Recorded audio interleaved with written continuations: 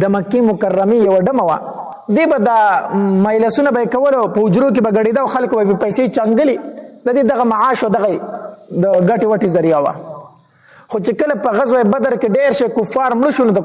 مشرکین مکه هغه زور لږ کم شو نو دا په دغه ورځو کې راغلي او مدینې منورې ته نبی علیه الصلاة والسلام له راغله وی دا وی ای محمده صلی الله علیه وسلم وی دې له نه یم راغلي چې مسلمانه شوې یم نبی علیه الصلاة والسلام ورته وی څه له بیا راغلي صحابه کرام هم پېژندله ټولو پېژندله مشهوره ښځه وه وی څه له راغلي وی ما باندې به چې چا پیسې چنګلې خو تا ټول ووجلو هغه سردارانو به په ما باندې پیسې چنګلې خو تا ټول مړه کړلو وی په مکه کې اوس زما ګزاره ګرانه ده څوک را باندې د پیسو چنګلو نشته دی مکه کې مې ګزاره نه کېږي نو وی څه له راغلي وی دې له راغلم چې ته د خپلو ملګرو ته ووایې زما سره امداد وکړي ماله څه پیسې میسې راکړي ما اوس هلته ګزران ګران شوی نبي علیه السلام صحابه کرامو ته وویل وی که د چا څه وس کېږي دې له یې ورکړئ بس د دې له چې چا څه وس کېږي ورکړئ ولې چې ځي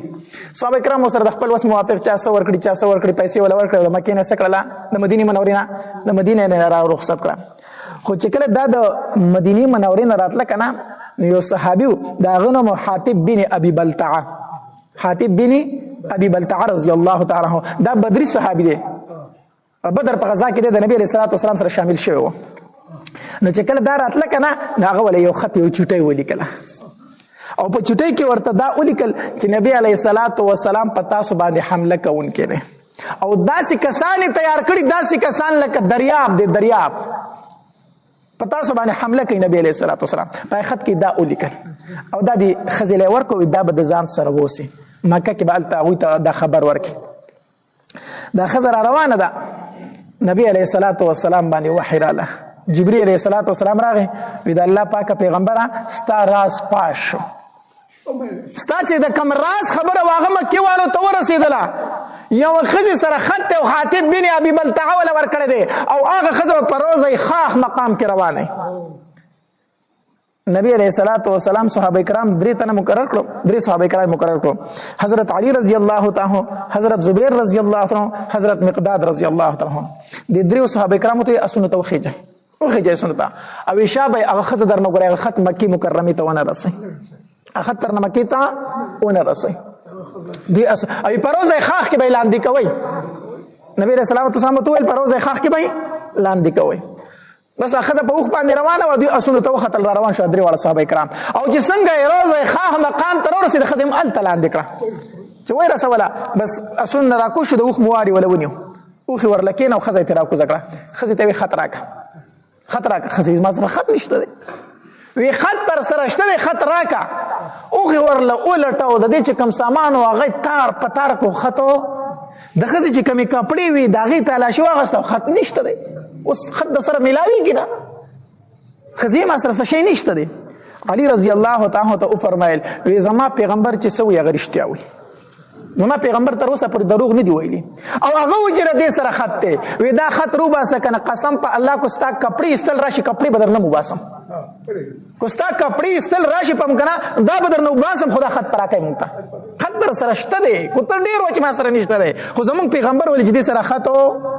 یقینا مونږ ولټو چېرته شته دی موږ خپل وس وکړو خط نشته دی خو چې پیغمبر وایي خط ورسره شته دی نو صحابه کرامو د هغوی د نبي علیه السلام په خبره داسې کلک یقین و ستا سره خط موجود دی ښځه پوه شوه چې په هېڅ حالت زما مخکې تلو نشته دی نو دا کمسۍ یې داسې اوچته کړه او د کمسۍ د لاندې په دې ویښتو کې غوټه کړې وه د سټ سره د کمسۍ د لاندې په دې ویښتو کې دا تعویض ایښی و داسې تعویض غوندې یې جوړ کړی دا خط نه دلته یې پټ کړی و چې پټ کړی کمسۍ ته یې لاس کړه خط یې راویست ور یې ولکړو چې ور یې وکړو هغې ته یې وسو ته ځه خط یې راواغېستو نبي علیه الصلاة والسلام له یې راوړو چې راوړو نبي علیه الصلاة والسلام خط کوله وکړو ته پړاو شو نبی علیه الصلاة والسلام حاطب ابن ابي بلتعه رضی الله تعالی دا صحابي راوغوښتو دا کار دی ولې کړی دی دا کار دی ولې کړی دی صحابه کرام څه غوسه دي عمر رضی الله تعالی توره خورېستلې د نبي اسلام ته بار بار وایي د الله پاکه پیغمبر ما ته اجازت راکړه د دې منافق دا سر ومه د خو موږ سره ډېره غټه دوکه وکړله ما ته اجازت راکړه چې دې منافق نه دا سر والوزوم نبی علیه الصلاة والسلام دغه صحابي راووتو حاطب ابن ابي بلتعه حاطب دا راته وویل چې دا کار دی ولې کړی دی دا دې ولې کړی دی هغه ورته د الله پاکه پیغمبر زه خپله خبره کوم خو په ما باندې تلوار مه کوئ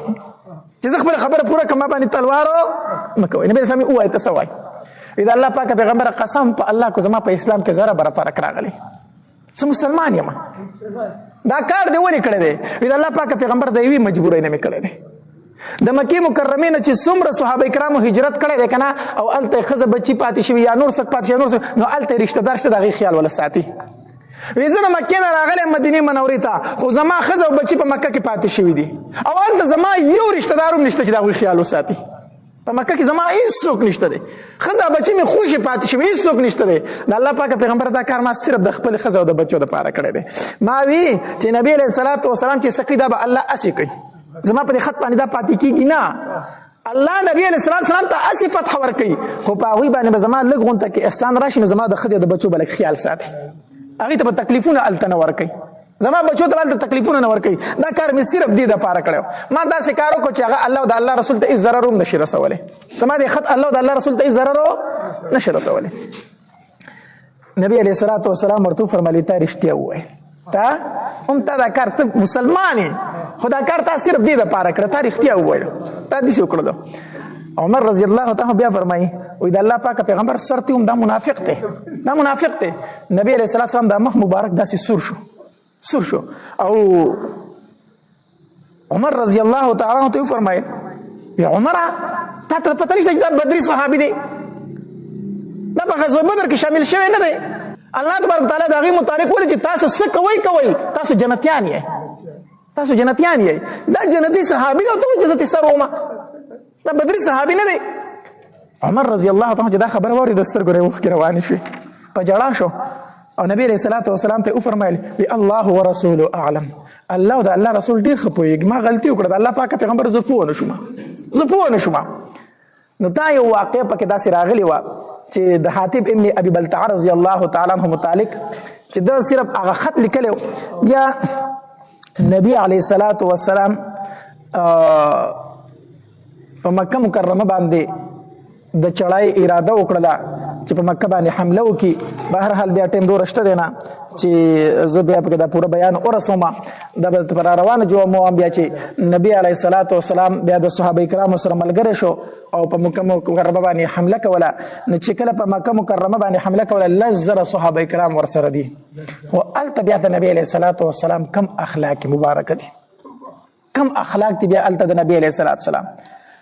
بیا نبی علیہ السلام هغه ير کړی دي چې زه دوی په کم حالت باندې د کلی نه ایستلم. بیا نبی علیہ السلام هغه ير کړی دي چې زما د لور سره دوی څه کړي وو. بیا نبی علیہ السلام هغه ير کړی دي چې زما د بلال سره دوی څه کړي دي. هغه ټول نبی علیہ الصلوۃ والسلام بیا فریخي دي او بیا نبی علیہ الصلوۃ والسلام ورته فرمایي دي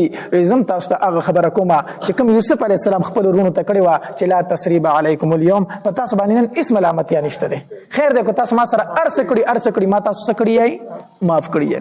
دا د نبی علیہ الصلوۃ والسلام اخلاق مبارک او نبی علیہ الصلوۃ والسلام الله تبارک وتعالى هغه ځای ته بیا واپس کو د کم ځای نه چې څه کړی شی وو استلې شی وو.